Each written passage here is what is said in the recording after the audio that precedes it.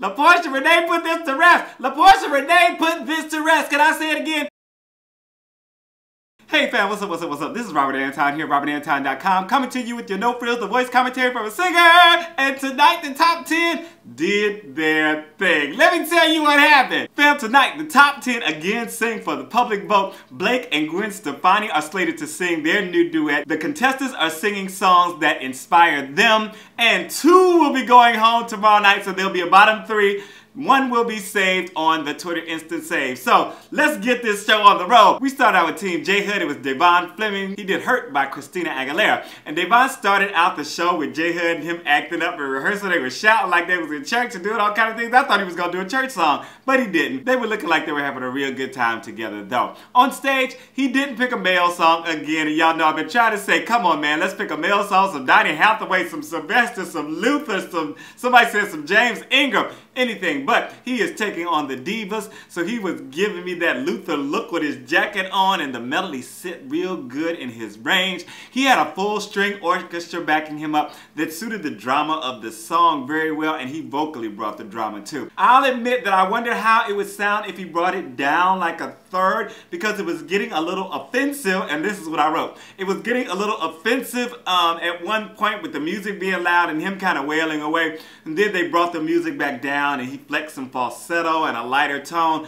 and it sounded very, very good. Beautiful ending. All except for Adam stood for him. Did I just miss Adam or something like that? Was he standing? Carson said they were all standing, but I ain't see Adam standing. Adam called what he does nothing short of miraculous, saying it blows his mind how effortlessly he does it. Blake called him an incredible vocalist. Next we had TeamAdam's Adam Cunningham doing Maybe It Was Memphis by Tillis. And he started this out with his guitar, and he had great moving street graphics behind him. The vocal was solid and strong, and he felt really connected to the lyric. I felt like his vocals could have been more forward in the mix, and this isn't his fault, it is the fault of production. The band was killing it, they were loud, but he really sounded grounded and had command of his high notes as he threw back his head like and belted out with a wide-legged stance. I was like, go ahead on and sing. This was solid. Again, I feel like he has sung for his life a few times, and he is singing for his life tonight. Blake told him the song choice was a great idea and that he did a great job with it. Miley told him that there were no hard feelings between the two of them. And that he deserved to be on that stage. Then there was TeamJHud with Noah Mackey did Ordinary World by Duran, and I love the way Noah is approaching this whole competition. He's doing things that he would do as an artist and building his brand so that people know what to expect of him after the show. Whether he wins or not, I think he will be as successful as Melanie Martinez. And Lord Jesus, why is she on my mind today? I haven't even read the articles yet, but y'all can tell me down in the comments if you have. In rehearsal, JHud told him that it was like a gray day and needed some thunder. On stage, we saw the white piano from above and then a close-up on him playing and singing softly. This felt good to me. He was so comfortable and his voice was caressing my ears. I like him on the Moody side of things, and always love when he gets to do his little moves. When he got up on the piano, he's doing his little things and getting into the emotion with his body. He seemed to really feel these lyrics even when it was a little shaky on the notes, and it was very engaging watching him. Miley called it beautiful, nice, and simple, but entertaining, saying he was delivering everything in his eyes emotionally, and I felt that too. TeamJHud next had Shi'Ann Jones doing Diamonds by Rihanna. In rehearsal, JHud wanted her to command the room and gave her some stage tips, telling her that we've seen the talent and now we need to see the superstar shining. On stage, I liked her little riff as she could. Y'all know I like a moan or a riff or something before you actually start singing the lyrics, and that's what she did. She gave a little riff as she came into this, and she really didn't know what to do with her hands, I noticed. You know, she was doing things. I liked that she was trying to make it feel it out naturally, but it was just a little disconcerting here and there. That first big note had me totally with her, and this was her best vocal in a few weeks. Not too many reels, more extended notes, plus she really let loose on that ending and gave us a little whistle tone too that actually landed right. That ending though, we got to work on it. We got to work on closing it out as strong as you open it. Adam called her the most improved and said he has a good time every time she sings. Blake told her that the character in her voice was his favorite thing about her performance. And if the character in my voice is my favorite thing about the commentary, please make sure to thumb it up and let me know that you are enjoying it. It also lets other people know that we are over here discussing the voice. I thank you so much as always for watching. I thank you for your comments, your thoughts, thoughts, and of course, I thank you for your thumbs. Blake Shelton and Gwen Stefani then performed their new single, You Make It Feel Like Christmas, and this had a nice 50s beat and dance production as Blake started singing. He sounds great, and Gwen came in looking cute and sounding okay. I enjoyed this. It was fun, and I have a lot to say about it, but I would listen to it more, listen to the recording. I thought it was really good. Let me know if you thought it was good down in the comments, and if it's something that you will buy. TeamBlake was up next with Kohanski doing Call Me by Blondie, and Chloe came to rock and said she'd like to be an artist like Debbie Harry. I loved her sassy outfit and the gruff sweetness as she sang these lyrics. She had a mosh pit behind her, but she was stealing all of the focus even when they were in the shot. I loved how she seemed to simmer and steam as she gave eye contact to the audience,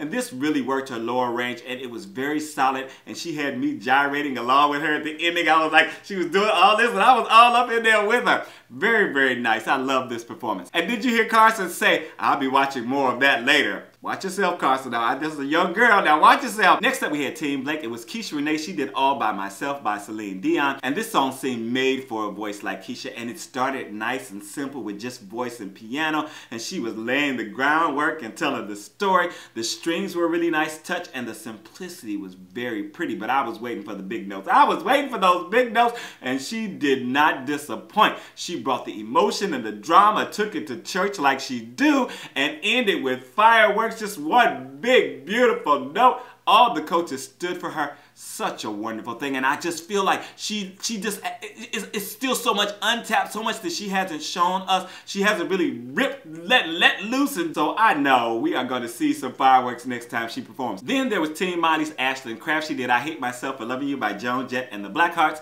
and in rehearsal, Miley was styling her and trying to establish her look, and Ashlyn told her what she would like to hear coming from the band.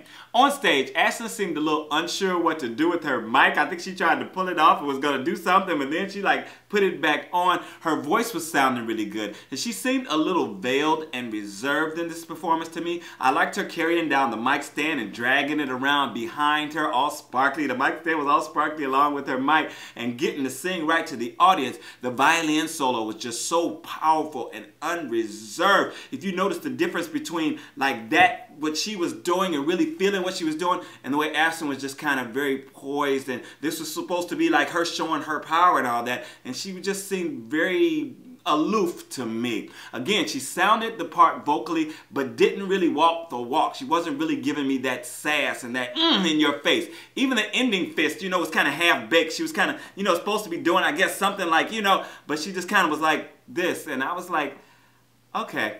TeamJHud said she couldn't take her eyes off Ashlyn. Team Moody was up next with Brooke Simpson. She did Amazing Grace. And in rehearsal, Moody told her that she wanted to hear how it would sound if it was like Coldplay version of Amazing Grace.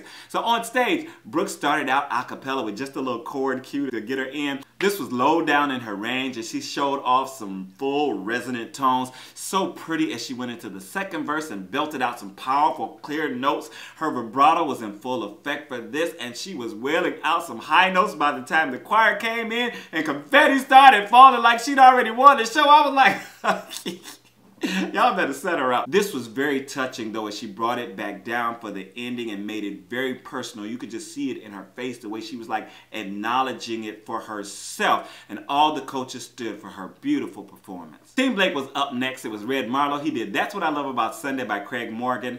And in rehearsal, Blake wanted him to hold out some notes on the ends of phrases. So on stage, this was a very personal song for Red, and he seemed to be reminiscing. Even as he strummed the guitar before he started out, he was just all up in it. Of course, this was comfortable in his voice and let his twang air out to tell the story. It had me relating and thinking about my Sundays as a kid, and that's always a good thing with a song or a performance. Like, it takes you back and gives you memories, and he really connected well to this, and I ended up connecting to it also. Well-written song and a good song choice for Red vocally. It wasn't too wide of a vocal range, and it was all about the storyline, which is perfect. Perfect song choice for him. TeamJHud called him loving and charming, saying she's with him down to the last second. Good to the last drop, I guess. And in the pimp spot, it was TeamAdam with Addison Agan doing Lucky by Britney Spears. I have not heard this song before. Adam gave her a line reading in rehearsal and told her that she needs to keep the energy up. On stage, this was beautiful in her voice as she started out. Very simple set and outfit. I could see her really feeling the lyrics and really internalizing and going through the emotions. There was a little run up into her head voice that was so sweet, and I was just like, sounded so good. And I felt for like the Hollywood girl that she was talking about. I loved all the vocal shadings and the control she displayed. Just perfection. I mean, just all the little nuances she had within the lyric and in the melody, and the nice little falsetto she went up into and came back down to. Oh, just absolutely beautiful ending to a wonderful show. So many good performances. What were your 3 best and your 3 worst performances? Please tell me down in the comments section. Who do you think is going to be in the bottom 3? Who do you think is going to be going home? And one last question. What the heck was Miley Cyrus wearing? She looked like she was in a chicken outfit made of like, what do you call that, taffeta or something like that? I don't know. Well, I was just like, every time she came to talk, I was looking at her like, what? You know, I don't really talk about too much about the outfits and stuff like that, but I was perplexed. It was just funny. Okay, I'll see you guys tomorrow night for more for the eliminations. 2 are going home, and then we are on to the semifinal and then the finale. This is Robert Anton, RobertAnton.com. It's flying by so fast. I will see you tomorrow night. I'm out.